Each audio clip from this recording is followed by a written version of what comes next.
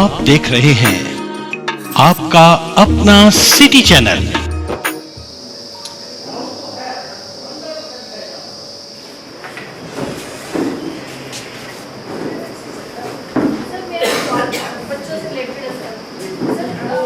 हो ही नहीं सकती है, बड़ी सिंपल सी बात है।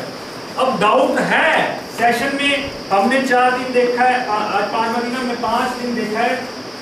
आप जा रहे हो, आपके मन में डाउट है 100% है, तो अभी जो टाइम मिला हम उसको क्लियर करें और हेल्दी डिस्कशन से उसको क्लियर करें। मैं ग्रुप्स की बात करूं, ग्रुप्स में आपस में डिस्कशन हो रहा था, ठीक है जी। तो यहाँ पे मैं खड़ा था तो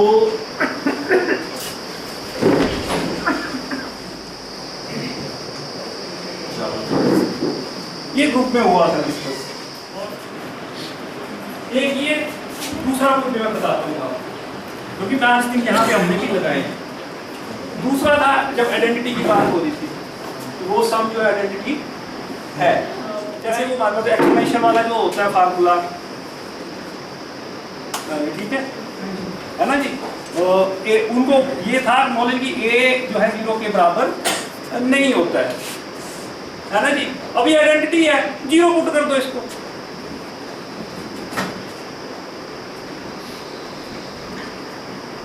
ठीक है। उन्होंने अपनी बात भी रखी कि आइडेंटिटी है ना, आइडेंटिटी है, करते हैं, ठीक है जी। एक डाउट और था,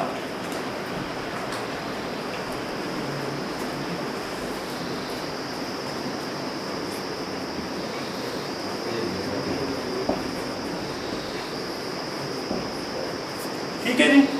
और एक डाउट इस ग्रुप से था,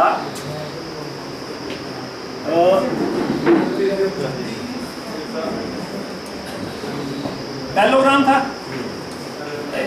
ठीक है जी। इसके अलावा और भी डाउट्स हैं, इसके अलावा और भी डाउट्स हैं। तो आज यहाँ पे डाउट्स जो क्रिएट हुए हैं, तो हमने अगर जाना है तो डाउट्स निकाल के जाना है।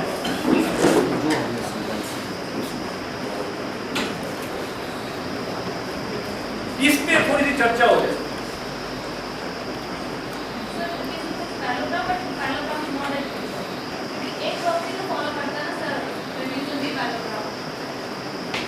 मैं इसी ग्रुप में जो बैठे थे, ठीक है, डेफिनेशन जो है उसी में अगर ध्यान दे तो ट्रेपेजियम में हमारे पास आता है कि 2 साइड्स पैरेलल, और जो दूसरी है वो नॉन पैरेलल, सिंपल सी बात है। और पैरेललोग्राम में हमारे पास वो कंडीशन उसको सेटिस्फाई नहीं करता है। तो काइंडली इसको, इस डाउट को क्लियर करें। क्या बोला था इसके बारे में? अगर ट्रेपेजियम की अगर बात करें, trapezium is parallel, every trapezium is not parallel, लेकिन वहां पर पैरेलल होगा। जैसे मैंने हाँ जी, अगर उसमें ये कंडीशन है, कंफर्म है कंडीशन, जैसे डेफिनेशन में कि अ पेयर नहीं, उसमें ट्रेपेजियम की जो डेफिनेशन आप बुक में भी देख सकते हो, आपकी 8वीं की किताब में है, उसमें सिंपल दिया हुआ है 2 साइड है उसमें पैरेलल, बस इतना लिखा हुआ है।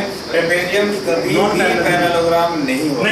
हाँ, कभी नेवर, समटाइम्स को बिल्कुल निकाल दीजिए, बिल्कुल समटाइम को निकाल दीजिए, not be and can never be, never true है, नेवर पैरेलल होगा, नेवर ट्रू, क्योंकि ट्रेपेजियम की अपनी प्रॉपर्टीज है, opposite angles are not equal there and even the one pair of parallel side is also not of equal side. जो non parallel side है they may और may not be equal, but the parallel side can not be equal, तभी वो trapezium बनेगी। Otherwise parallel sides को बराबर कर दिया तो कहीं ना कहीं वो पैरेललोग्राम बन जाएगी। तो ट्रेपेजियम कभी भी पैरेललोग्राम नहीं हो सकती और नहीं। दूसरी ये जो थी, देखिए जब हमने ये आपको एक्टिविटी दी थी तो हम बार बार बोल रहे थे आपसे कि आप इसको एज ए सेंटेंस भी ले सकते हो और इसको एज ए स्टेटमेंट भी ले सकते हो, दोनों में फर्क है। अब अगर यही लिखा हुआ हमने रेक्टेंगल इज ए स्क्वायर, ये भी sometimes rectangle is a square, square is a rectangle, इसमें किसी को कोई डाउट उसमें वो है, ठीक है। बुक में देखिएगा आप, बुक में ये वर्ड है ही नहीं है वहां, वहां पे क्या है? हाँ, एक सेकंड, बुक की बात कर रहे थे जी। कई बार ये होता है कि अब बुक्स लिखने वालों को हम लोग चैलेंज नहीं कर रहे हैं, लेकिन किताब में जो लिखा है वो सर्वदा ठीक नहीं है। कल मैंने एक बहुत अच्छा एग्जाम्पल देने की कोशिश करी थी कि बुक में लिखा हुआ हमारे 10.1 प्रश्नावली में कि वृत्त की स्पर्श रेखा वृत्त को कितने बिंदुओं पर प्रतिच्छेद करती है, जो कि सरासर गलत है ना जी। अगर वहां पर लिख दिया कि every rectangle is a square, तो वो भी गलत है, क्योंकि बस वही बात आ गई कि एक नंबर देने के बाद कि बच्चा अगर कहीं से पढ़ के आया और हमारी किताब में लिखा तो एक नंबर देने वाली बात है। फिर अदरवाइज देखिए जो उसका बाइसेक्शन है उसके डायगोनल्स का, अगर ट्रायंगल की लेंथ बड़ी हो जाती है तो फिर बाइसेक्शन जो है उसका वो 90 डिग्रीज पे नहीं होता है। तो समटाइम्स तो है, sometimes rectangle may be square, but all the ways rectangle is not a square जी। और स्क्वायर जो होता है वो हमेशा रेक्टेंगल होता है। अगर एवरी रेक्टेंगल की बात करें तो उसमें हमारे पास वो नहीं होगा, लेकिन अगर बच्चे को हमारे बेटा रेक्टेंगल बनाए, फॉर एग्जाम्पल ऐसे ही होता है, कई बार होता है बच्चा होता है जो चारों साइड बराबर ले लेता है, ठीक है, वो जो चारों साइड बराबर लेगा वो स्केयर हो जाएगा, लेकिन ये एक रेक्टेंगल है, ठीक है जी, उसको तो हम ये डिनाई नहीं कर सकते हैं कि भाई तूने रेक्टेंगल नहीं बनाया। क्यों? रेक्टेंगल की डेफिनेशन देखें, opposite sides parallel and equal and each and equal to 90, तो समटाइम जी, ठीक है जी।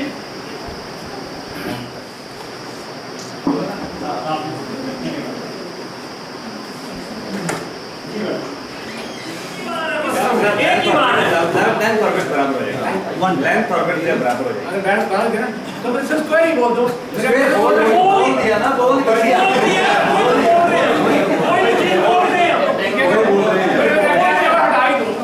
एकदम नहीं नहीं one time sometime one time थोड़ा कंफ्यूजन है। One time please kindly. जो छोटी क्लासेस है एलिमेंट्री तक, सुनिए या छठी की बात करें तो एक तो बोला था कि 1 को 0 से डिवाइड करना है, 0 से डिवाइड पॉसिबल ही नहीं है, या करते रहो जितनी मर्जी बार वो 0 0 और रिमाइंडर वो एक ही आता जाए। Not only 1/0 but any number upon 0 definitely. दूसरा मोटा तरीका ये हो गया कि 0 पार्ट्स कभी हो नहीं सकते, 0 पार्ट्स किए ही नहीं जा सकते किसी भी चीज़ के। फिर एक किसी ने एग्जाम्पल दिया था कि मान लो कि ये कोई आप हमारे पास कोई फैक्ट्री मान लेते हैं, वहाँ पर काम कर, फैक्ट्री के पास पैसा ही पैसा बहुत ज़्यादा और काम करने वाला, वो पैसा लेने वाला कोई नहीं है। ऐसे ही तो सिर्फ एग्जाम्पल है, लेकिन मैथमेटिकली अगर हम लोग आएंगे तो मैंने क्या कहा था कि पहले अगर हम लोग मान लिया जाए कि हम लोग 1 को डिवाइड कर रहे हैं 10 के साथ, तो ये 0.1 देगा। अगर हम लोग 1 को 1 के साथ डिवाइड करेंगे तो ये 1 आ जाएगा, और 1 को अगर 0.1 के साथ करेंगे तो ये 10 आ जाएगा। ऐसे करते करते करते मतलब ये है कि 0 पॉइंट खूब सारी जीरोस लगा करके, या जरूरी 0 0 0 कर दी, और बहुत सारी जीरो लगाने के बाद जो है वो अब आप डिजिट 1 से लेकर के 9 तक, क्योंकि 0 तो पहले ही एडजस्टेड है। सर जी, हाँ जी, जैसे डिवीजन होती है ना, हाँ जी, डिवीजन नहीं हो पाएगी ना सर, वो पॉसिबल नहीं है। मैडम ने ठीक बोला कि अपरिभाषित है, हम 1 को 0 से भाग कर नहीं सकते। अपरिभाषित का भी तो बनेगा सर। अपरिभाषित का मतलब क्या है? मैथमेटिक्स में मतलब क्या? मैं अपने बड़े भाई बड़े मतलब उससे शालीनता से पूछता हूँ, what is the meaning of undefined? ना sir, how can be define some number as undefined? Undefined is that number which cannot be read. Unreadable number is known as undefined. क्योंकि कई बार हम लोग आधार कार्ड अपना डालते हैं कहीं पर, और बॉक्स अगर छोटा होता है तो वो ई करके लिख देता है, दैट मीन्स कि वो उसको पढ़ नहीं पा रहा है। अनडिफाइंड नंबर का मतलब होता है जो नंबर रीड नहीं किया जा सकता वो अनडिफाइंड है, अदरवाइज ये थोड़ी इसकी डेफिनेशन ही कोई नहीं है, ठीक है ना। अनडिफाइंड का मतलब है जो डिफाइन नहीं किया जा सकता, और जिसको मैथमेटिकली अनडिफाइंड जो है, इंग्लिश में अनडिफाइंड का मतलब है जो डिफाइन नहीं हो सकता, हिंदी में जो परिभाषित नहीं है, लेकिन मैथमेटिक्स में तो ऐसा लेना चलेगा। मैथमेटिक्स में ऐसा है जो नंबर पढ़ा ही नहीं जा सके वो अपरिभाषित, जो नंबर पढ़ा ना जा सके वो अपरिभाषित है। तो अपरिभाषित ये बन जाएगा जब बहुत सारी जीरोज हो जाएंगी और एक के बाद कुछ भी एक, चलिए मान लीजिए कि जरूरी एक ही लेना, 8 ले लें, 9 ले लें, 7 ले लें, फिर जब इसका डिवीजन होगा सर तो बहुत बड़ी संख्या बन जाएगी। अभी शायद पढ़ी जा सकती है जितनी मैंने जीरोस लगाई, लेकिन इसके बाद जो है वो बहुत सारी जीरोस का जब हम लोग इस्तेमाल करेंगे, जब नंबर 20 अंकों से भी बड़ा हो जाएगा उसको नहीं पढ़ा जा सकता। मैथमेटिक्स में वो अनडिफाइंड है। अनडिफाइंड का मतलब ये नहीं कि इसकी परिभाषा ही कोई नहीं है। हम 1/0 को भाग करें, तो मैंने बच्चे का लेवल पहले तो बता दिया था कि बच्चे को बताओ कि 0 भाग होते ही नहीं हो सकते 0 भाग, छोटी सबसे छोटी क्लास में। जैसे आप देख रहे हैं ना कि 1/00 है, अच्छा सर एक बार आगे हम इसको भाग कर ही सकते हैं। प्रश्न में प्रश्न डाल होता है, मैं ऐसा होता हूँ कि ये भाग हो नहीं सकता। प्रश्न में प्रश्न डाल देते हैं। One is neither prime nor component. एक ना भाज्य है ना अभाज्य है। नीदर प्राइम ना अभाज्य नॉर कंपोनेंट। कौन से लेवल में कौन सा एग्जांपल देना चाहिए पहली वाले को बता देंगे, जो सबसे बड़ा एग्जांपल है। इसका कारण है कि क्यों ये ना भाज्य ना अभाज्य है, नहीं ना बात बनेगी। हाँ जी, 2 फैक्टर्स है। एक मिनट सर प्लीज सुन ले आगे थोड़ी देर के लिए। अगर हमने आगे मान के सेशन लिया अगर उसको भी सुनेंगे, नंबर भेजा होंगे 2 फैक्टर्स। सर ध्यान दीजिए, ध्यान छोड़ कीजिए। ये डेफिनेशन कहीं ना कहीं बच्चों में कंफ्यूजन क्रिएट करती है। 2 into जब बच्चों बोलते हैं 1 को आप 1000 बार मल्टीप्लाई कर दो 1 ही रहेगा। हाँ जी, हाँ जी। मैं बच्चों को ऐसा समझाता हूँ ना कि प्राइम नंबर वो है या अभाज्य संख्या वो है जो केवल अपने आप से भाग होती है। हाँ जी, जो केवल बच्चों को समझाने का तरीका है वो अभाज्य संख्या उसे बोलते हैं जो केवल अपने आप से भाग होती है, उससे अलावा किसी से भाग नहीं होती है। फिर वो उसके फैक्टर्स कम हो जाते हैं ना, एक को कर लेना ही पड़ेगा। मैं बच्चे के लेवल की बात करता फिर वो कौन सा यहाँ पर हूँ, मुझे पता है। मैं जैसे बच्चे को वो बात बच्चे के दिमाग में डालनी है ना, ठीक है। बच्चा 2 को लिख रहा है 2 into 1, हम कहीं बोलते हैं बच्चा एक को आप 10 बार मल्टीप्लाई करो तो 1, ठीक है।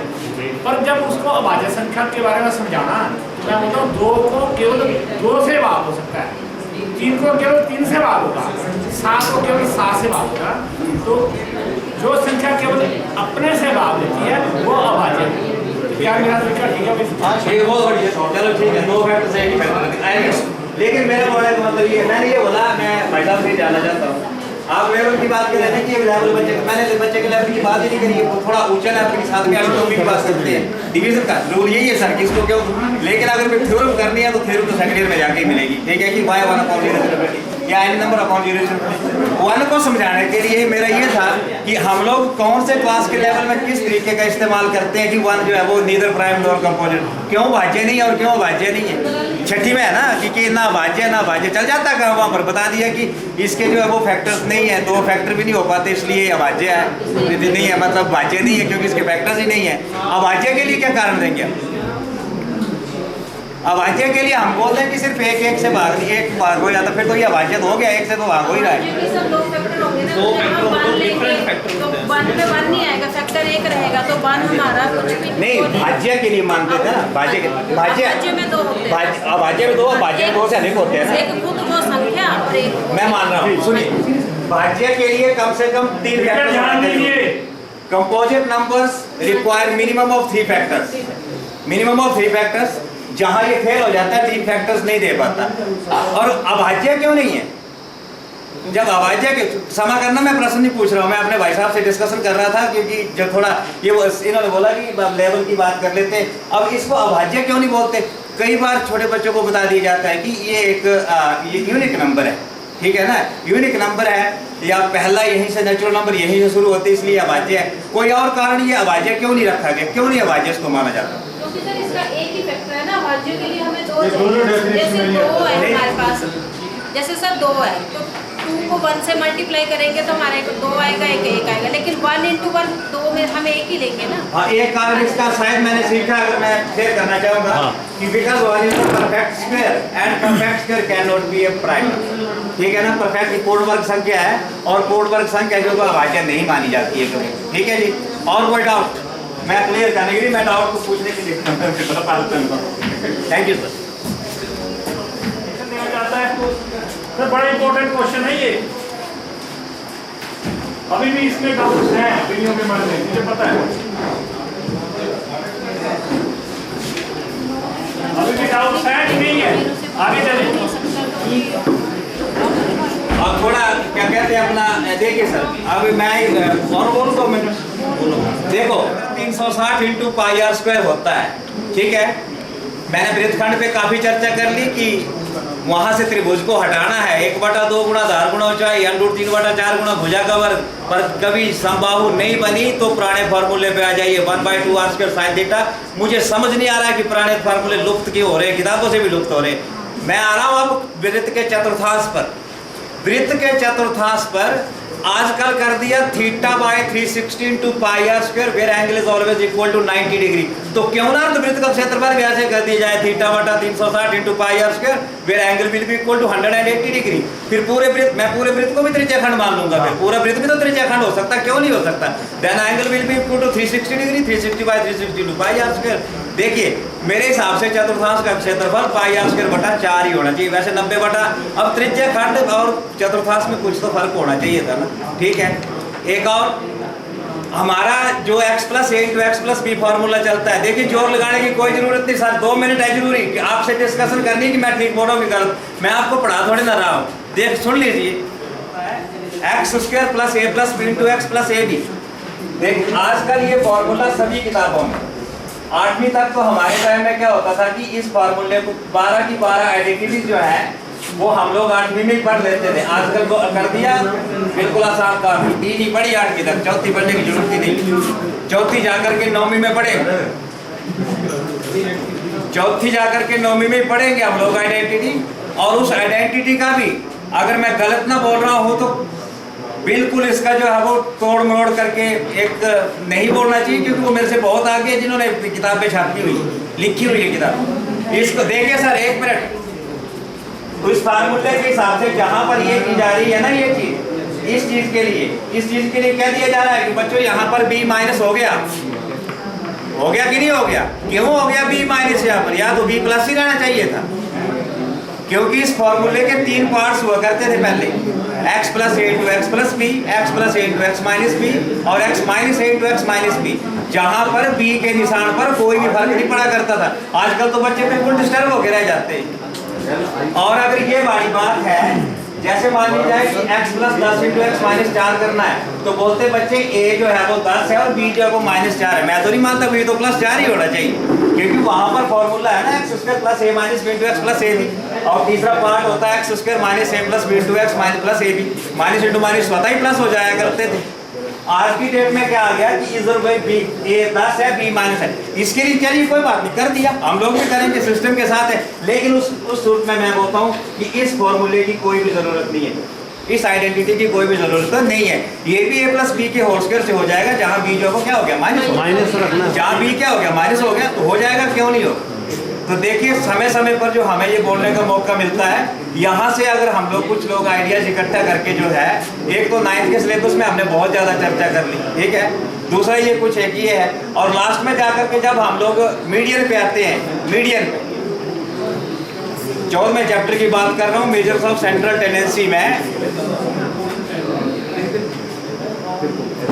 इनमें ठीक है, मोड में ठीक है, मीडियन में जब आते हैं, यकीन मानिए हमारे सिलेबस में पहले 6 क्वेश्चन वही है जहाँ पर जो है वो मैंने किसी को करते देखा है। मैं ये नहीं बोलता, हमारा हाउस बहुत इंटेलेक्चुअल लोगों का हाउस है, हम लोग जानते हैं कि मीडियन क्लास कहाँ डिपेंड करती है, लेकिन मैंने क्या देखा है कि ये फ्रिक्वेंसी ज़्यादा है और इसकी ये मीडियन क्लास है, ये मीडियन क्लास है। मीडियन क्लास किस चीज़ पर डिपेंड करती है वो हम सबको पता है। मीडियन क्लास जो होती है उसका फ्रीक्वेंसी से कुछ भी लेना देना नहीं होता, लेकिन अब विडम्बना सिलेबस की देख लीजिए, हमारे सिलेबस में दिए ही वही क्वेश्चन है, जिसकी फ्रीक्वेंसी ज़्यादा है वही मीडियन क्लास है। लास्ट में जाकर के बच्चों के बाहर वाले क्वेश्चन में जाके पता लगता है कि ये मीडियन क्लास तो है ही नहीं। तो मीडियन क्लास हम सबको पता है, और सबको जो पता वाली बात है वो बता रहे हैं, मीडियन को ऐसे शेयर कर रहा हूँ, बता नहीं रहा हूँ। मीडियन क्लास हमेशा ही n/2 पे डिपेंड करती है, n/2 जहाँ भी आज सर जानकारी नहीं दिया, ये मैं कह सकता हूँ कि मैं ऐसा क्या करूँ, इसके लिए हमें ज़्यादा टाइम देना चाहिए। जैसे मान लो कि भाई कहा गया 15 और 25 का आप जो है ना HCF ज्ञात करो, महत्तम समवर्तन, ठीक है, गुणनखंड के तरीके से सुनिए 20 सारे जी बराबर 5 गुणा 5, अब भाज्य गुणनखंड की क्या लो आप, ठीक है, पर अगर एक नंबर 7 है और एक 13 है अगर इसका स्टेप याद करना हो तो एक होता है, तो सच बताऊं 5-6 सालों तक जो है ना, जब इसकी बारी आती थी ना, ये जो 2 नंबर है, तो मैं लिख देता था 7 बराबर 7 गुणा 1 या 13 बराबर 13 गुणा 1। यहां तो बच्चों को बता दिया कि 1 है, यहां कहीं 1 लगाया नहीं है।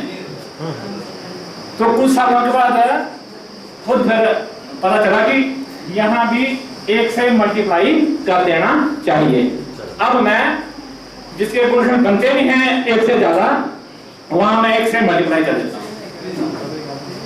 तो ये था मेरे मन में, कहीं कुछ सालों तक मुझे भी जानकारी ना ही मैंने सोचा, शायद आप लोग सारे ऐसे करते होंगे, और मेरे मन में थोड़ी सी बात थी, मैंने शेयर कर दी। इसमें मैं कंटिन्यू कर रहा हूँ सर। अब थोड़ा सा इसमें करेंगे हम एक्टिविटीज वाला। लिख रहे हैं।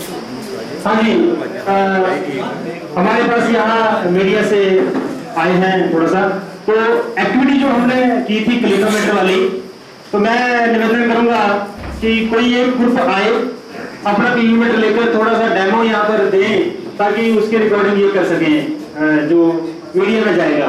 तो किलोमीटर की सहायता से डायग्राम बनाएंगे बकायदा, वहां पर सारा कंप्लीट उसको अच्छे तरीके से उसको एक्सप्लेन करें, ताकि उसको मीडिया में अच्छे से हम देख सकें। Good afternoon. हमारे ग्रुप से जो मेरे साथ साथी आए हैं, हम लोगों को एक टास्क दिया गया था। हम लोगों ने एक हाइट पता करनी है, पर किसी भी, चाहे हम उसको मीनार बोले, पेड़ बोले, खंबा बोले, उसकी हाइट पता करनी है हम लोगों ने। उसके लिए हम लोगों ने सबसे पहले क्या करना था कि हमें ग्रुप ऑफ डिप्रेशन पता करना है, और उसकी सहायता से हम लोगों ने इसकी हाइट पता करनी है। सिर्फ हमें ये पता है कि ये जो इसकी क्षैतिज रेखा है, और जो एंगल ऑफ जो जहां पे हमारा ये एंगल बन रहा है, वो हमारे इस मीनार, ठीक है, या खंबा बोले हम, उससे जो उसकी दूरी है वो 20 सेंटीमीटर है। तो हम लोग साथ के साथ यहाँ अपनी एक फिगर पे ड्रॉ करेंगे।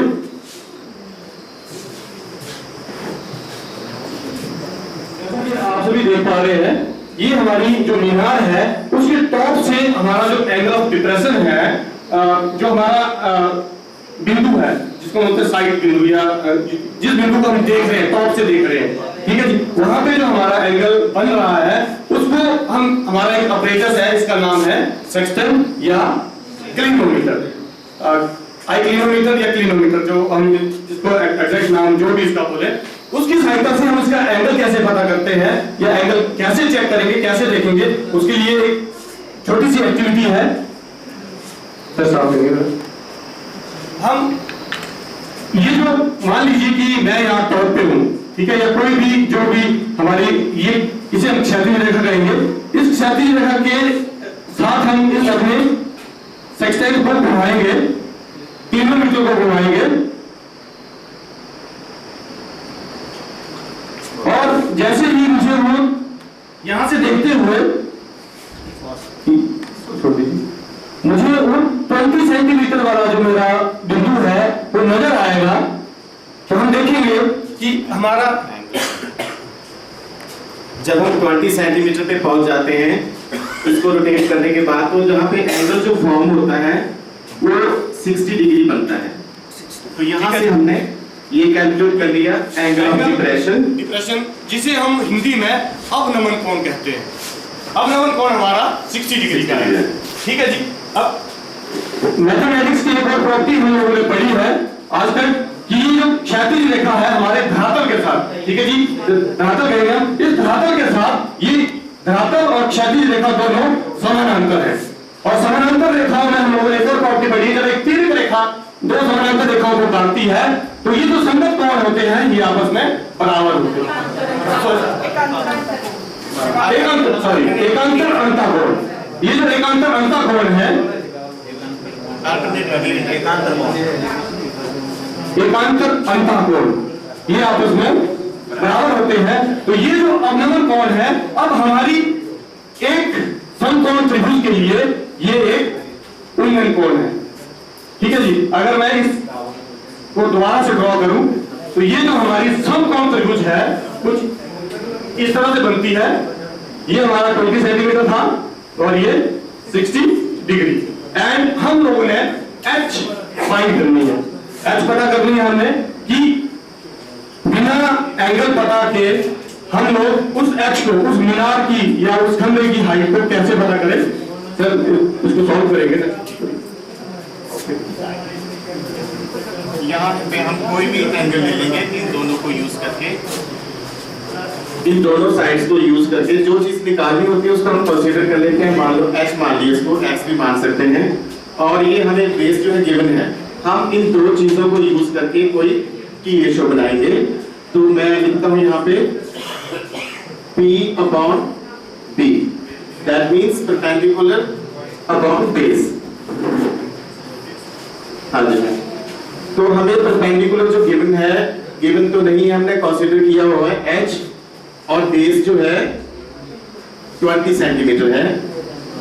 एक्यूट एंगल के साथ जो साइड होती है वो ऑलवेज बेस होता है। यहाँ पे हम क्या करेंगे, h को एज इट इज रहने देंगे और ये किसके इक्वल है, tan 60 डिग्री के बराबर है। यहाँ पे h/20 is equal to, as we know, tan 60 is √3। अपने कन्वीनियंस के लिए हम इसको क्रॉस मल्टीप्लाई कर लेते हैं। h multiplied by 1 is equal to √3 multiplied by 20। तो यहाँ पे h multiplied by h आ गया और √3 की हम अगर एग्जैक्ट वैल्यू यहाँ पे डालते हैं तो 1.732 होती है into 20। जब हम इसको कैलकुलेट करते हैं, मल्टीप्लाई करते हैं, तो हमारे पास आता है 34.64 सेंटीमीटर। तो इस तरह हमने ये हाइट जो टावर की कैलकुलेट की। Thank you. इस एक्टिविटी में हम लोग मेन चीज ये दिखाने की, हमारे जो क्लासेस में क्वेश्चन आते हैं वहां हमें कम से कम दो चीजें गिवन रहती है, एक हाइट या एक एंगल, या हाइट और दूसरी लेंथ। ठीक है जी, तो उसके लिए हम एंगल फाइंड करते हैं। यहाँ हम लोग दो चीजें, दूसरी चीज जो अननोन है उसको भी एक ऑपरेटर्स की सहायता से हम उसको पता करने की कोशिश कर रहे हैं। मेन हमारी एक्टिविटी इस ऑपरेटर्स के थ्रू है। अगर हम इसको हमारी यहाँ अगर पढ़े समझने की कोशिश करें तो ये आकृति कुछ इस तरह से है। ठीक है जी, thank you so much. I think हम अपने पॉइंट को प्रूव करने में समझ रहे होंगे। Thank you so much.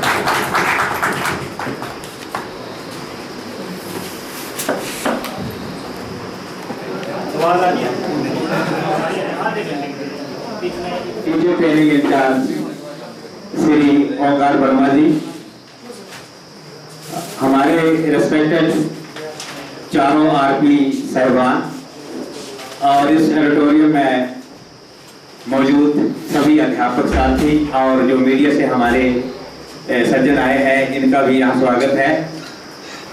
सबसे पहले तो आज 5वें और अंतिम दिन जो हमारी इस 5 दिवसीय कैपेसिटी बिल्डिंग वर्कशॉप जो कि विशेषता टीजीटी नॉन मेडिकल के लिए आयोजित की गई डाइट चंबा यानी के सरूर में, उसमें हम लोगों ने 5 दिन जो है इस वर्कशॉप को खूब इंजॉय भी करा है और हम लोगों ने सीखा भी बहुत है। पहले 2 दिन डिफरेंट एक्टिविटीज के माध्यम से, फिर बाद में सभी को जो है वो आपको एक मंच दिया गया कि आप इस पर अपने विचार रखिए। कभी स्टेटमेंट दी गई, सेंटेंस को मैं उसको नहीं बोलूँगा क्योंकि सेंटेंस की कंप्लीट सेंस होती है अपनी। स्टेटमेंट्स हमें दी गई 15-20 स्टेटमेंट्स, उस पर जो है वो बहुत अच्छा लगा। वो ज्योमेट्रिकल जो भी कोई अगर था मन में डाउट उसको क्लियर करने के लिए, कि उसमें जो है वो बहुत ही गहनता से जो है चर्चा करी गई और बहुत डिटेल में हम लोग काफी डीप उसमें गए और 8 के 8 ग्रुप्स ने जो है वो अपने अपने उस पर विचार रखे। सभी ने अपने अपने तरीके से बताने की कोशिश करी और अंततः लगभग हम लोग एक ही डेस्टिनेशन, एक ही गंतव्य पर पहुंचे और एक ही कंक्लूजन पर पहुंचे कि इस विशेष फिगर में, विशेष आकृति में जो है वो ये अगर गुण है यानी कि प्रॉपर्टीज है तो यही है। उसके बाद जो है हमने अपने आदरणीय जो टीडीआई सर हैं उनसे गुजारिश करी कि हमें जो है वो अगर मॉड्यूल के से परे हम जा नहीं सकते और जाना भी नहीं चाहेंगे। मॉड्यूल से परे हम बिल्कुल हटे भी नहीं, और हमें जो अपना ये ओपन मंच एक हमें चाहिए था ग्रुप डिस्कशन के लिए, हमने बहुत ही हेल्थी डिस्कशन करी। हम लोगों ने सबने जो है वो जितने भी हमारे यहाँ पर 70 के करीब हम लोग टीजीटीज यहाँ पर बैठे हैं, उन्होंने जो है वो अपने डाउट्स तो खैर किसी को नहीं थे, लेकिन ये बोला जा सकता है कि जो एक हल्की सी मन में शंका थी उसको अपनी शंका को खुद ही बयान किया, और पूरे हाउस में से जो है उसका एक निचोड़ निकालने की कोशिश करी गई और निचोड़ निकाला भी गया। अंततः यही कहना चाहेंगे कि 5 दिन में जो है हमें एक बहुत ही अच्छा एनवायरनमेंट यहाँ पे मिला और बहुत कुछ जो है हमको सीखने को मिला। एक्टिव पार्टिसिपेशन रहा सभी का, क्योंकि एक्टिविटी बेस्ड ये वर्कशॉप थी। और धन्यवाद करना चाहेंगे डाइट एडमिनिस्ट्रेशन का भी, और खासकर ओंकार वर्मा सर का, जो कि बहुत ही एक सराहनीय मेरे लिए 2018 से, पता नहीं अब मैं समझता हूँ कि मुंह पे बोलने वाली बात अच्छी नहीं होती, क्योंकि मंच में कई बार जो है वो हम लोग तारीफ कर देते हैं, लेकिन सही में मैं अपने दोस्त से भी 2 दिन पहले डिस्कस कर रहा था कि ओंकार सर की नेचर मुझे बहुत अच्छी लगती है। 2018 में जब मैंने इनके साथ एक वर्कशॉप, इनके साथ नहीं, इनके उस पर सुपरविजन में जब मैंने एक वर्कशॉप अटेंड करी थी तो मुझे बहुत ही अच्छा लगा। और जो भी इनका हमारी क्वायरी होती है उस पर जो है ये बड़ी अपना इस पोलाइट सीन की नेचर है, और बड़ी जल्दी हमारी किसी भी क्वायरी को पूरा कर देते हैं। जैसे शॉर्टकट में कहना चाहूँगा कि माइक की ज़रूरत है, हमारे बंधु ने यहाँ पर बोला था कि क्वायरी है, हमारे माइक चाहिए, तो दूसरे दिन हमें माइक कॉर्डलेस भी मिल गया। और साथ में पानी की तो खैर समस्या यहाँ पे थी, अब पता है कि NH का काम चला हुआ है, इधर की हमें जो है वो मिनरल वाटर यहाँ पर प्रोवाइड करवाया गया। तो इसके लिए एक बार फिर से डाइट एडमिनिस्ट्रेशन का हम और अपने TDI सर का जो है वो थैंक्स करना चाहेंगे पूरे हाउस की ओर से। बाकी यही है कि कोई मैं जो भी तारीफ में किसी की शब्द बोल रहा हूँ, मुझे मुंह पे तारीफ करना किसी के अच्छा नहीं लगता। मेरा अपना मानना है, मैं आपकी सभी जितने भी आपकी साहबान हैं सबका धन्यवाद करना चाहूँगा। और थैंक यू सर, आपको भी बहुत बहुत धन्यवाद। बहुत अच्छे से आपने अपने 20 सेशन जो 5 दिन में होते हैं उसमें वो भी आपने जो है वो अपना रोल अदा करा है, इसके लिए आपका भी धन्यवाद। और थैंक एक बार सभी का भी धन्यवाद कि अगर हम बहुत ज़्यादा बोले बीच में आपका पार्टिसिपेंट्स अभी हमारे बीच में हमारे संस्थान के ऑफिशिएटिंग प्रिंसिपल नम्रता मैम हैं, तो मैं मैडम का इस कार्यशाला के वैलिडिक्टरी सेशन में आने पे हार्दिक स्वागत करता हूँ। सर हमारे जो DPO साहब हैं, आप सभी जानते हैं कि उनके पास डिप्टी डायरेक्टर ऑफ एलिमेंट्री का भी चार्ज है, तो आजकल टूर्नामेंट्स चले हैं, तो शायद आज वो बनीखेत में टूर्नामेंट की ओपनिंग या क्लोजिंग के लिए रहे हैं। तो समझ गए कि मैडम को करता हूँ। और इससे पहले कि हम आगे की कुछ लोग अगर कोई फीडबैक हमारे सामने रखना चाहेंगे, डेफिनेटली 2-3 लोगों की हम लेंगे भी, तो उससे पहले मैं मैडम को थोड़ा सा बताना चाहूँगा कि मैम ये 5 डेज़ की हमारी कैपेसिटी बिल्डिंग की वर्कशॉप है। जैसा कि पहले भी हमारे 2 बैचेस साइंस का और हिंदी का निकल चुका है, और ये तीसरा बैच है, और स्टार्स के तहत और समग्र शिक्षा के तहत कोलैबोरेशन में ये वर्कशॉप्स चल रही हैं। और इसका मॉड्यूल हमें स्टेट से आता है, स्टेट से हमारे RP ट्रेन होके आते हैं, और काफ़ी अच्छे से जो है वो जितने भी RP ट्रेन होके आए हैं पहले 2 बैचेस में और इस बैच के जो हमारे चारों RPs हैं, काफ़ी मेहनत इन लोगों ने की है।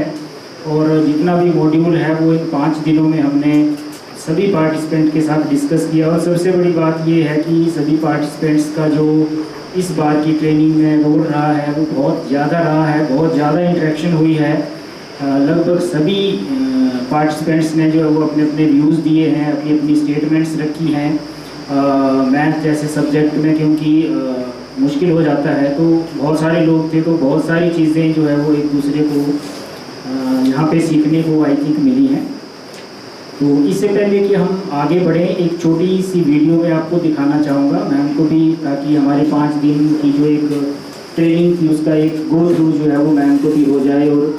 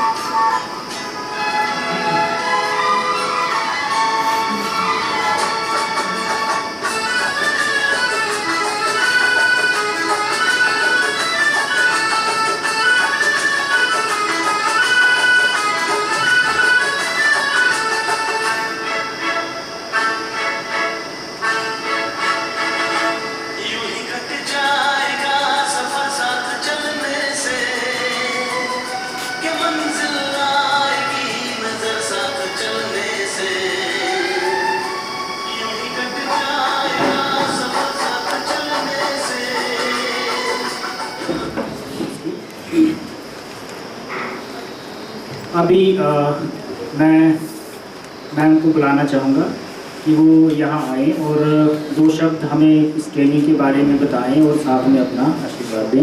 नमस्कार। की बात आज की इस वर्कशॉप में इसके अंतिम दिन के मैं आज आप सभी को बधाई देने आई हूँ, क्योंकि बहुत टाइम 5 दिन से मैं देख रही हूँ आप सभी को, यहाँ से सुनती थी इतना जोश सब में और इतने अच्छे तरीके से, इतने डिसिप्लिन तरीके से सभी वर्कशॉप अटेंड कर रहे हैं। हालांकि कई बार ऐसी सोच आती है कि कैपेसिटी हमारी क्या बिल्डअप करेगा कोई, लेकिन मुझे लगता है कि आप सबको इससे बहुत फायदा हुआ होगा। सब खुश हैं। पहले जिस फर्स्ट डे जो था उस टाइम पे सबको अपनी प्रॉब्लम्स याद आ रही थी कि मुझे ये करना था, मुझे वो करना था, लेकिन जैसे जैसे आपके दिन बढ़ते गए वैसे वैसे आपकी खुशी बढ़ती गई कि हमने बहुत अच्छा किया इस वर्कशॉप को अटेंड करके। और जितने भी आर्टिस्ट हमारे साथ हैं, मैं इनका जोश देख रही थी, मैं इनकी तैयारी देख रही थी, बैठ करके फर्स्ट डे ये लोग प्लान कर रहे थे कि किस ढंग से हम अपने वर्कशॉप को सक्सेसफुली कर सकें। अब जब पढ़ाने वाला इतना मोटिवेटेड होगा, इतना जोश होगा उसके अंदर, तो पढ़ने वाले के अंदर जोश कैसे नहीं आएगा? जरूर आएगा। वही बात हम टीचर्स अगर क्लासरूम में एंटर करते हुए वो जोश दिखाएं, वो माहौल क्रिएट करें, मुझे लगता है जो मैथ्स का जो डर बच्चों के अंदर बैठा हुआ है वो दूर हो जाएगा। जो एक्टिविटीज बेस्ड हमने ये वर्कशॉप स्टार्ट की, वही एक्टिविटीज मुझे लगता है क्लासरूम्स में होनी चाहिए। हमें क्या लगता है? हमें लगता है सिलेबस रह गया, सिलेबस खत्म करना है। उस टेंशन में हम लोग थोड़ा सा ये भूल जाते हैं कि हम बच्चों की तरफ वो कितना ले पा रहे हैं हमसे, हम उस पर ध्यान दे रहे हैं या नहीं दे रहे हैं, वो शायद कहीं ना कहीं पीछे छूट जाता है। हम सम करते हैं और बच्चे को नेक्स्ट डे करने के लिए बोलते हैं, लेकिन बच्चा कर नहीं पाता।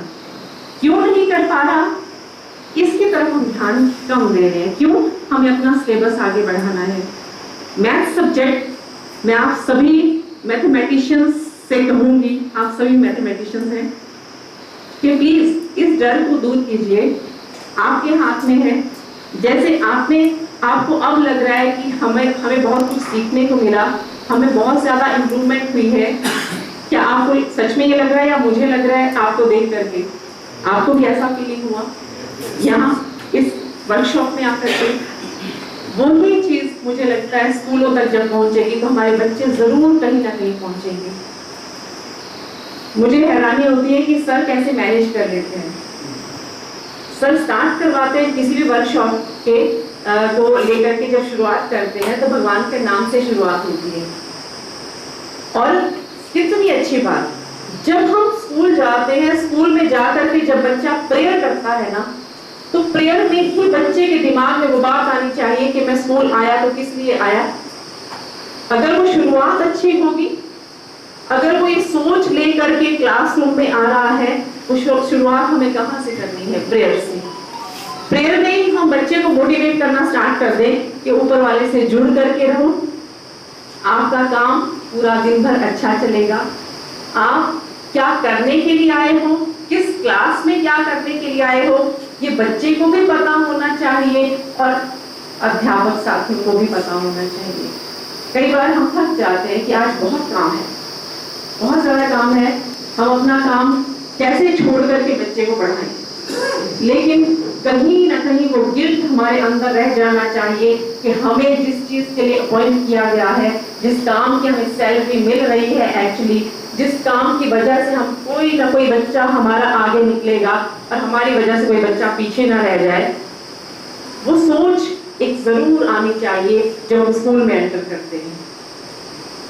जब भी हम क्लासरूम में जाते हैं तो एनवायरनमेंट जो है, यहाँ एनवायरनमेंट था वही इन्वायरमेंट बच्चों को दें, ताकि बच्चे का डर मैथमेटिक्स के सर से दूर हो जाए। जैसे आपको देखते हैं मैथ्स की क्लास, बस उसके दिमाग में ये बात है और वो डर गया। बहुत कम बच्चे आपसे फ्रीली बात कर पाते हैं, पूछते ही नहीं, उसको आंसर आ रहा है, कई बार बच्चा रट्टा मार रहा है। हम इन छोटी छोटी चीजों की तरफ अगर ध्यान देंगे, मुझे लगता है आप ही के हाथों से बहुत बड़े बड़े साइंटिस्ट निकलेंगे। आज जो चंद्रयान 3 गया, मैथमेटिशियंस उसमें इन्वॉल्व थे, सारी कैलकुलेशंस ही तो हैं। बच्चा जब स्कूल से निकल करके बाहर जा रहा है और शॉप पे जा करके उसको ये नहीं पता कि मुझे कितने पैसे वापस मिलने हैं, कितनी मैंने पेमेंट करनी है, तो वहां पे कहीं ना कहीं हम जिम्मेवार हैं उसके लिए, हम जिम्मेदार हैं उसके लिए। हर बच्चे की कैपेसिटी अलग अलग है। आप सबने मिलकर के यहाँ पर अपने एक्सपीरियंस शेयर किए होंगे, सबके अलग अलग एक्सपीरियंसेस थे। किसी के पास बहुत ब्रिलियंट बच्चे हैं, किसी के पास बच्चे ऐसे हैं जो वो वर्ड हमें बोलने ही नहीं चाहिए कि आप ये नहीं कर सकते। बच्चा चाहे थोड़ा ही सीखे, लेकिन फिर भी रोज आपसे कुछ ना कुछ सीख करके हो जाए। ये उम्मीद करूंगी मैं आप सभी अध्यापक साथियों से कि आप स्कूल्स में जाकर के प्लीज मैथमेटिक्स का डर बच्चों के दिलों से निकालें। और साथ में एक गुजारिश, मेरे दिल में बार बार ये बात आती है कि जब भी हम बात करते हैं ना किसकी, कि जितने भी मैथमेटिशियंस हैं, सबसे पहले किसकी बात आती है? फॉरेनर्स, उनके नाम आते हैं हमारे दिमाग में, वही हम बच्चों को पढ़ाते हैं क्योंकि बुक्स में सबसे पहले वही लिखे हुए हैं हमारे पास। और जो इंडियंस हैं उनका नाम हम लेते ही नहीं, जबकि हमारे कंट्री में, हमारे देश में भास्कराचार्य हुए, सब जानते हैं, लेकिन वो बात हम बच्चों तक नहीं पहुंचाते। हमारा मोटिव सिर्फ बच्चे को मैथ्स समझाना पढ़ाना ही नहीं है, उसके वास्ट नॉलेज भी देना है, अपने देश के बारे में भी बताना है। बच्चे को ऑल राउंड डेवलपमेंट उसकी अगर करनी है तो ये चीजें बच्चे के दिमाग में डालनी होंगी। लेकिन इस सोच को अगर हम खुद लेकर के चलेंगे तो, वो नाम मैं भूल रही हूँ, जो लेडी 6 साल की उम्र में दूसरे देशों में जा करके कंप्यूटर से भी तेज अपने सम को सॉल्व कर सकती हैं, क्या उनके बारे में हमने कभी अपने बच्चे को बताया? क्या हमारे बच्चे उनको जानते हैं? नहीं जानते। उसके बाद एक और नाम था, अयंगर करके थे, तमिलनाडु के रामानुजन। हम ये बातें बच्चों के साथ नहीं करते। अगर बच्चे का डर दूर करना है तो ये सारी चीजें बच्चे के साथ शेयर होनी चाहिए, बच्चे को मोटिवेशन मिलेगी। बच्चा मोटिवेट होगा कि अगर हमारे देश में ऐसे लोग हैं। हम जब फॉरेनर्स की बात करते हैं तो बच्चे सोचते हैं हम इंडियंस कहाँ कुछ कर पाएंगे, हम किसी से कम नहीं हैं। सिर्फ एक मोटिवेशन चाहिए बच्चे को। हो सकता है कि आपकी मोटिवेशन से बच्चा जो कभी शॉप पे खड़ा नहीं हो पा रहा है, अपने पैसे पता नहीं उसे कितने वापिस लेने हैं, वो कहीं जा करके ये दोनों बन जाए। इसी उम्मीद के साथ मैं आप सभी का तहे दिल से शुक्रिया करूंगी कि बहुत अच्छे तरीके से आप सबने इस वर्कशॉप को अटेंड किया। और आपको कुछ प्रॉब्लम्स आई यहाँ पर, उसके लिए फेल भी है हमें, उसके लिए सॉरी कहूँगी। लेकिन ये प्रॉब्लम्स हमारी बहुत टाइम से चल रही है। ओमकार सर को भी बधाई दूंगी कि जैसे ये शुरुआत करवाते हैं वर्कशॉप की, इनकी देखरेख में मैंने अभी तक जितनी वर्कशॉप देखी ऐसे ही सब अटेंड करते हैं। ऐसा नहीं है कि कोई किधर जा रहा कोई किधर जा रहा है, पूरे टाइम पर सब एंटर करते हैं हॉल में कि अब टाइम हो गया, तो नेक्स्ट सेशन स्टार्ट होना है। तो सर आपको भी बहुत बहुत बधाई और आप सभी को बहुत बहुत शुक्रिया।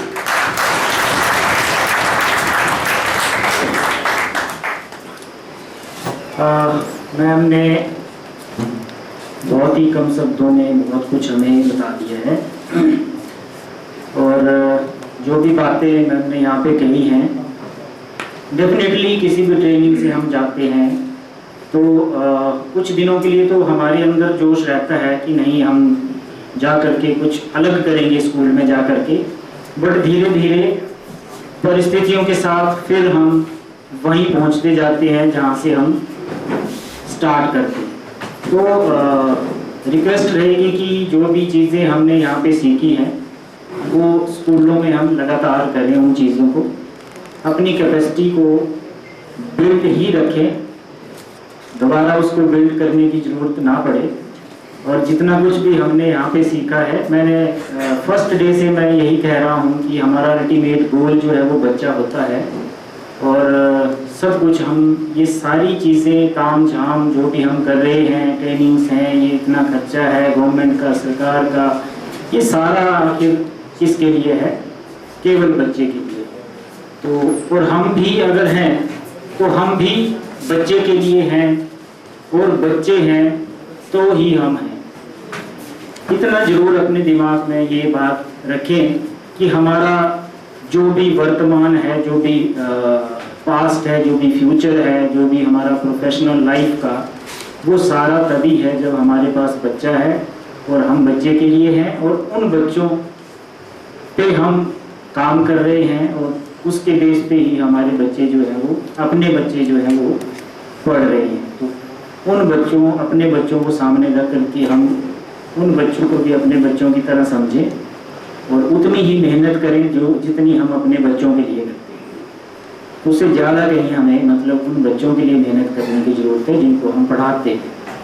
तो अगर हम ऐसा करते हैं तो डेफिनेटली रिजल्ट्स जो हैं वो किसी न किसी रूप में हमें ज़रूर मिलते हैं, क्योंकि भगवान जो है मतलब your honesty will pay in the long run. मैं ये कहना चाहूँगा कि आपकी ईमानदारी, आपकी सच्चाई जो है उसका फल जो है वो आपको किसी न किसी रूप में भगवान जरूर देगा। तो ज़्यादा मैं नहीं कहूँगा। इन 5 दिनों में आप सभी ने हमें कोऑपरेट किया, बहुत ज़्यादा कोऑपरेशन आप लोगों की तरफ से हमें मिला। कुछ कमियां डेफिनेटली हमारी तरफ से रही, उसके लिए जैसे मैम ने भी कहा है, मैं भी अपनी तरफ से उसके लिए जो है वो सॉरी फील करता हूँ कि कुछ चीज़ें हमारे हाथ में नहीं थी, बट हमने फिर भी उन चीज़ों को जितना हो पाया उतना करने की कोशिश की है। तो जो चीज़ें नहीं हो पाई उसके लिए मैं सॉरी फील करता हूँ। हमारी अगर किसी मैनेजमेंट किसी वजह से आपको कोई दिक्कत परेशानी जो है वो हुई है तो उसके लिए हम माफ़ी चाहते हैं। तो आप सभी का मैं तहे दिल से धन्यवाद करता हूं कि आपने इस वर्कशॉप को बड़े ही डिसिप्लिन्ड मैनर में जो है वो अटेंड किया है। जैसा मैंने चाहा है वैसा आप लोगों ने किया है। इसके लिए जो है वो मैं आपका आभार व्यक्त करता हूं। साथ में हमारी जो KRP टीम है उस पूरी टीम का मैं धन्यवाद करना चाहता हूं कि उन्होंने मतलब इतनी लगन के साथ और इतनी डेडिकेशन के साथ इस वर्कशॉप में काम किया, क्योंकि इस बार मैं आपको बताऊं कि मुझे वर्कशॉप में बैठने का ज़रा भी समय नहीं मिला। इतना बिजी शेड्यूल जो है वो है हमारा, इतनी सारी जो है वो पेंडेंसीज हैं पड़ी हुई, इतनी सारी आगे की प्लानिंग है, अगली ट्रेनिंग की है, तो मतलब बीच बीच में बहुत कम समय जो है वो मैं ट्रेनिंग में बैठ पाया हूँ। बट मुझे पूरा विश्वास था कि हमारे जो KRPs हैं वो वर्कशॉप को अच्छे से संभाल रहे हैं, क्योंकि फर्स्ट डे रहता है। फर्स्ट डे जब भी मैंने सेशन देखे तो मुझे विश्वास हो गया कि नहीं, हमारी वर्कशॉप जो है वो अच्छी चलने वाली है। नहीं तो कई बार क्या होता है कि RPs जो हैं वो ये देखते हैं कि जी मेरा सेशन है 1 घंटे का, तो इस सेशन है मतलब 1 घंटे तक मैंने सेशन लेना, उसके बाद मेरी कोई रिस्पॉन्सिबिलिटी नहीं है। जनरली ट्रेनिंग्स में ऐसा रहता है। उसके बाद दूसरा RP आएगा वो संभालेगा, दूसरा अभी 1 घंटा लगाएगा, 1.5 घंटा और चला जाएगा। बट ये जो वर्कशॉप रही इसमें मतलब कभी भी मुझे ऐसा लगा ही नहीं कि अभी सेशन किसका चल रहा है, कि रमन जी का है कि दिनेश जी का है कि सुशील जी का है कि मंजीत जी का है। मतलब सारे चारों के चारों लोग जो है वो सेशन में इन्वॉल्व रहते थे सुबह से लेकर के शाम तक। और सुबह कब आते थे मुझे पता नहीं चलता था, और शाम को कब चले जाते थे ये भी पता नहीं लगता था। कल मैंने फ़ोन किया, मैंने बोला भाई एक दिन तो ऑफिस में आ जाओ आप ऊपर, आज फिर किस गए नीचे से ही। तो मतलब शाम को भी ऐसे बिजी जो है वो निकल जाते थे प्लानिंग में ही और सुबह भी। तो मैं इन सभी का बहुत आभार व्यक्त करता हूँ कि इन्होंने इतने अच्छे से इस कार्यशाला को जो है वो निभाया है, इसके लिए आप सभी का बहुत बहुत धन्यवाद। तो अभी हम जो हमारा लास्ट इसके अलावा अगर कोई साथी अपनी फीडबैक में 2 मिनट के लिए कुछ कहना चाहते हैं, किसी की दिल की बात दिल में न रह जाए तो निकल जानी चाहिए। अगर कोई भी साथी बात करना चाहता है तो आप जरूर आए 2 मिनट के लिए। रिस्पेक्टेड मैम, आतिश, श्री ओमकार जी, सभी जो इस वर्कशॉप के ऑर्गेनाइजर्स हैं, हम उनका सच में धन्यवाद करते हैं कि एक परिवार के रूप में जब हम लोग यहाँ पर आए हैं तो हमने बहुत कुछ आपस में ऐसी बातें सीखी हैं शायद जिन्हें हम अभी महसूस नहीं कर पा रहे। तो मैं कुछ शब्दों में, कुछ लाइन्स में आपको वो बातें कहना चाहती हूँ कि देखिए, हम सब जितने भी लोग यहाँ पर हैं, हम में हर एक में कोई क्वालिटीज़ हैं। जब हम दूसरे की व्यक्तित्व को देखते हैं तो हमें एहसास होता है वो एक अच्छा स्पीकर है, वो एक अच्छा ऑर्गेनाइजर है, वो एक अच्छा प्लानर है, वो एक अच्छा मैथमेटिशियन है। तो जब आप देखिए, एक माली अगर बाग में से रोज एक ही कलर के फूल लाता है तो उस फूल में कोई चार्म नहीं है, उसमें कोई अट्रैक्शन नहीं है। पर यदि एक माली बाग में जाकर रंग बिरंगे फूल चुनकर लाएगा तो सब लोग खुश होंगे। अगर हम हर एक व्यक्ति के गुणों में से एक एक गुण को अपने जीवन में ग्रहण कर सकते हैं तो हमारा व्यक्तित्व दिन प्रतिदिन निखरता जाता है और उसमें हम ऐड करते जाते हैं। हमें हर व्यक्ति में कुछ अच्छे गुण ढूंढने हैं और अपने अंदर कुछ बुराइयों को ढूंढना है। हमें अपने अंदर की बुराइयों को डिलीट करते जाना है, दूसरों की अच्छाइयों को लेते जाना है। हमने बहुत सारे अध्यापकों में बहुत अच्छी बातें सीखी और जिन्हें हमने ग्रहण भी किया। और अपने स्कूल्स के विषय में मैं कहना चाहती हूँ कि हमारे देखिए, हमने भी खुद देखा है कि कब किस दिन हमने सबसे ज़्यादा सीखा। जब हम लोग बहुत खुश थे उस दिन जो लर्निंग थी वो मैक्सिमम थी। देखिए, लर्निंग के लिए एक माइंड का पीस में होना बहुत ज़रूरी है। जब हमारा बच्चा क्लास में अशांत बैठा होगा, घर से समस्या में आया होगा, तो वो क्या सीख पाएगा? सबसे पहले हमारा फर्ज ये बनता है कि इवन लास्ट बेंच पे भी कोई व्यक्ति अशांत ना हो, किसी के मन में कोई डर ना हो, किसी के मन में कोई दुख ना हो। हमें पहले तो उनको रिलैक्स करना है और सारी चिंताओं से अगर जब वो फ्री होंगे, हमारे माइंड में जब बीटा वाइब्रेशंस चलती है तो हमारी लर्निंग जो है मैक्सिमम होती है। तो हमें अपने बच्चों को बिल्कुल फियर से मतलब मुक्त पर्यावरण देकर उन्हें सिखाने की कोशिश करनी है। और देखिए, अगर सारा दिन ये बोलते रहते तो हम नहीं सीख पाते, परंतु जब हमने एक्टिविटी की तो हमने कितना सीखा।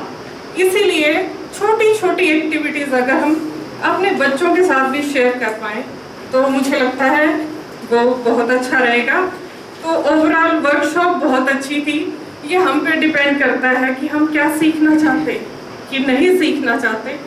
तो 2 बातों के साथ मैं अपना वक्तव्य मैंने एक छोटी सी पोएम लिखी है सबके लिए गणित पर, क्योंकि गणित इतना खूबसूरत है कि देखिए, आज का जो संगीत है वो गणित पर ही डिपेंड करता है। तो लोग कहते हैं ये नीरस है, तो देखो प्रकृति में जो सुंदरता है वो सिमेट्री की वजह से है। और जो संगीत है 1 2 1 2 करके, तो ये भी हमारे गणित से ही आया हुआ है। तो मैंने बहुत अपने कविता के 2 ही छोटे स्टेंजास में आपके सामने पढ़ना चाहती हूँ। खेल खेल में गणित पढ़ाना, आओ सीखे हम इसे रोचक बनाना। गणित से हम सभी को प्यार है, क्योंकि ये हर विषय का द्वार है। गणित से ही प्रकृति की सुंदरता, गणित से ही संगीत की मधुरता। बच्चों को हमें ये समझाना कि अपना समय देकर इसे मित्र है बनाना। ना जाने वो कौन लोग थे जिन्होंने गणित को था हवा बनाया। आओ मिलजुल कर हमें ये बच्चों के डर को है भगाना। धन्यवाद। आपने अपनी पंक्तियों से गणित को सही में जो है वो रोचक बना दिया है। अच्छी बात है लिखना, वैसे मैं भी लिखता हूँ पर इस बार बोलने का मौका नहीं मिला है मुझे, अभी समय नहीं है। आदरणीय प्रधानाचार्य महोदय, हमारे इस वर्कशॉप के ऑर्गेनाइजर आरपी महोदय और यहाँ पे बैठे सभी अध्यापक वर्ग। वैसे तो मैं भी बड़ी जल्दी में हूँ, तो मैं चाह नहीं रहा था, पर मैडम ने एक बात कह दी, यहाँ पे एक कविता से सुनाई, तो थोड़ा सा लिखने का शौक मैं भी रखता हूँ। तो मैंने भी गणित के ऊपर ही कविता लिखी है। तो गणित का हमारे जीवन में क्या महत्व है, तो सुनिएगा। बोलते कि we can live without food, water, clothes और even without air, which is impossible, but can not live without mathematical calculation in daily life. आज हम यहाँ पे आए हुए हैं तो मैथमेटिकल कैलकुलेशन के बिना हम जीवित नहीं रह सकते, चाहे हम खाना बनाते हैं चाहे कुछ। तो ऐसा ही एक छोटी सी कविता है, गणित का महत्व। तो सुनिएगा मेरी कविता, तो ध्यान से सुनिएगा, देखते हैं मैं कहाँ तक कामयाब हुआ हूँ। गणित अजीब तमाशा है, बाता है किसी किसी को, पर जीवन में काम सभी के आता है।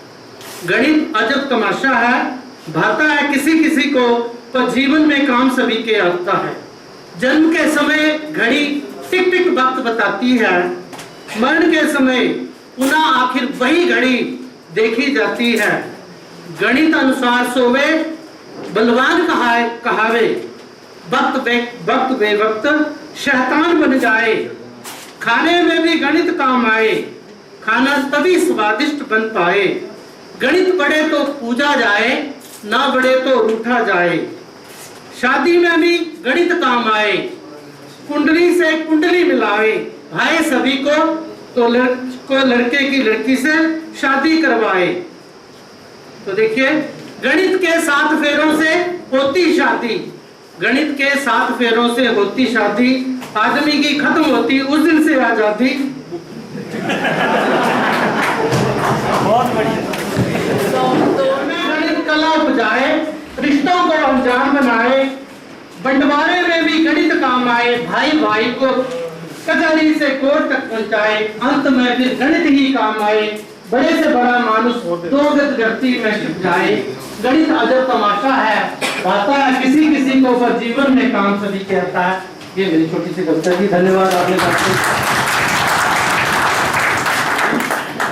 ये जो कविता आपने सुनाई है, इसकी रिकॉर्डिंग हमने कर ली है और आपकी वाइफ को हम भेजने वाले हैं शाम। जीवन का कोई भी पड़ाव या क्षेत्र ऐसा नहीं है जहाँ पे गणित हम यूज नहीं करते हैं, हम ध्यान नहीं देते हैं, बाकी सब कुछ गणित है। ये बहुत सही बात इन्होंने कही। तो और कोई साथी अगर है तो ठीक है, नहीं तो हम आगे बढ़ते हैं।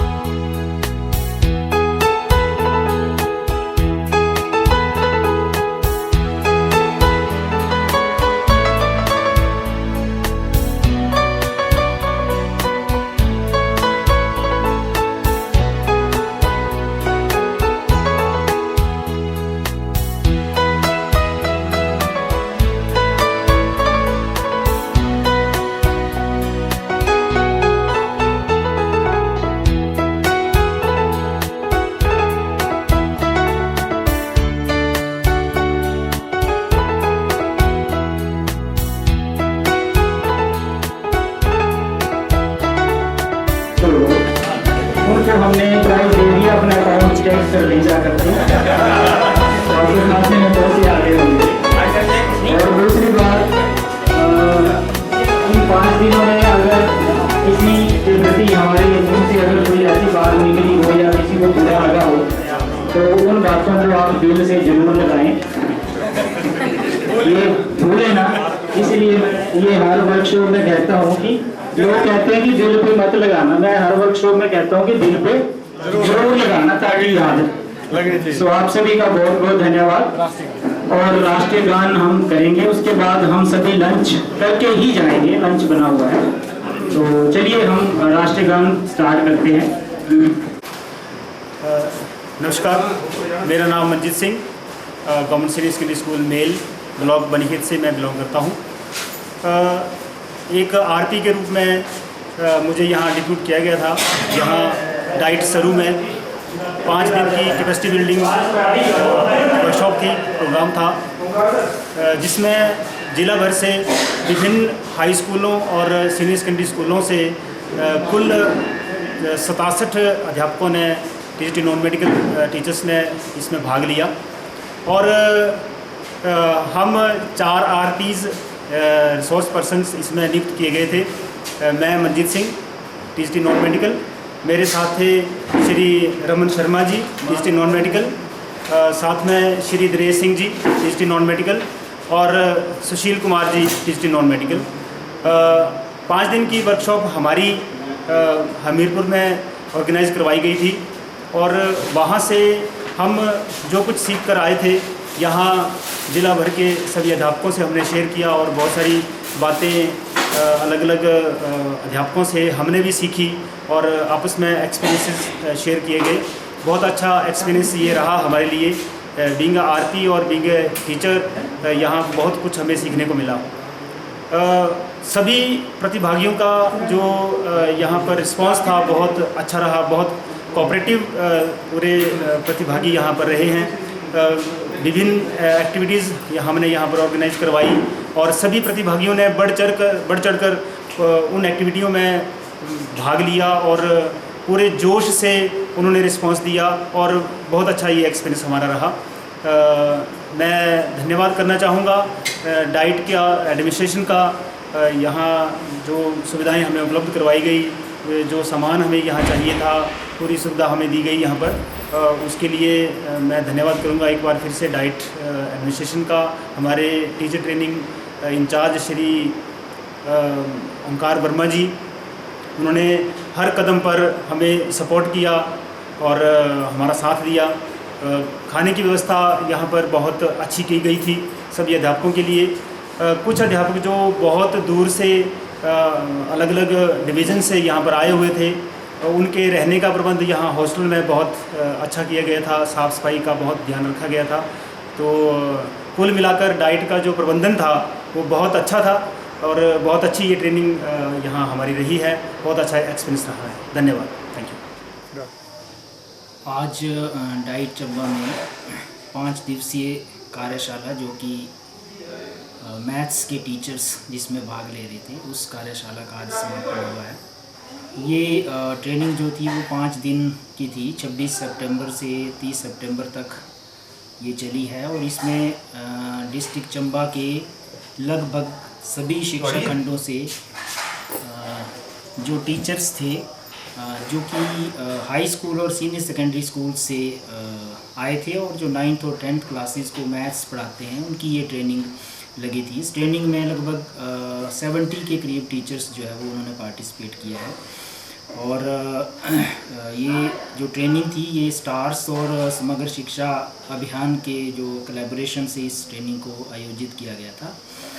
इन 5 दिनों में टीचर्स के साथ जो है स्टेट से जो हमें मॉड्यूल मिला था मैथ्स के ऊपर, उस मॉड्यूल के ऊपर जो है वो 5 दिनों तक काम किया गया। और इसमें रिसोर्स पर्सन के रूप में जो हमारे 4 लोग थे जो कि टीजीटी नॉन मेडिकल हैं वो भी, और उन्होंने स्टेट से स्टेट स्पेसिफिक ट्रेनिंग जो है वो इस जो वर्कशॉप थी इसके लिए जो है वो उन्होंने ट्रेनिंग ली थी। और इन 5 दिनों में विशेष तौर पे मैथ्स को किस तरह से रोचक बनाया जाए स्कूलों में, बच्चों में किस तरह से इस सब्जेक्ट के प्रति जो है वो रुचि पैदा की जाए और मैथ्स को किस तरह से इंटरेस्टिंग सब्जेक्ट बनाया जाए, इसके ऊपर भी बहुत सारी जो डिस्कशन थी, सेशंस थे वो आयोजित किए गए। और साथ में एक्टिविटी बेस्ड ही ट्रेनिंग रही है। इसमें बहुत सारी एक्टिविटीज़ थी जिसके ऊपर जो है वो डिफरेंट कंसेप्ट्स के ऊपर अलग अलग एक्टिविटीज़ करवाई गई। और जो भी हमारा मतलब मैथ्स में जो हार्ड स्पोर्ट्स रहते हैं, जो डिफ़िकल्टीज़ रहती हैं, जो टॉपिक थोड़े मुश्किल होते हैं, उनको किस तरह से एक्टिविटीज़ के थ्रू जो है वो बच्चों में लेके जाया जा सके ताकि वो चीज़ें जो है वो बच्चे आसानी से समझ सकें और मैथ्स के प्रति जो है वो उनकी रुचि बनी रहे। तो इन 5 दिनों में पूरा पाँच दिनों में जो वो मैथ के ऊपर ही बात की गई और हर एक जो 9th और 10th का जो भी करिकुलम है उसमें जो भी चीज़ें हैं उसको पूरी तरह से जो है वो एक आरपीज़ ने अच्छे से हार्ड स्पोर्ट्स को देखा और उनको किस तरह से आसान तरीके से बच्चों को करवाया जाए, इसके ऊपर ही 5 दिनों में डिस्कस की गई। और क्योंकि ये एक कैपेसिटी बिल्डिंग ट्रेनिंग थी तो इसमें ये काफ़ी दिनों के बाद ऐसे टीचर्स की ट्रेनिंग आयोजित हुई थी जो कि सब्जेक्ट बेस्ड थी।